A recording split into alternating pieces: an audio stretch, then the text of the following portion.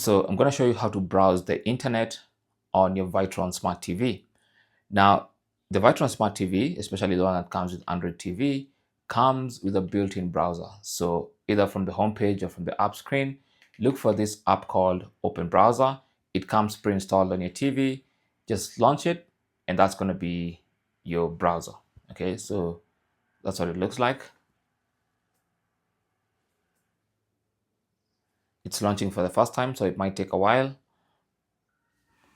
Of course, because it's the first time, you're going to have to agree and click on accept, and that's it. So now you can see we have different bookmarks for different websites, but of course you have the URL here. It's even powered by Google search, as you can see, so you can type anything you want, any URL or any search term. For instance, if you want Facebook, just go and click on a Facebook shortcut, which is right there, and that's going to take you to facebook.com. Okay, now back to the home page, you can see we have bookmarks, you can see history, you can even do private browsing.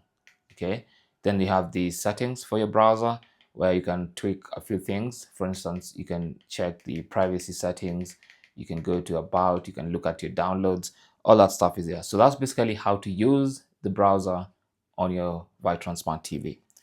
Thanks for watching. Don't forget to like and subscribe, and good luck.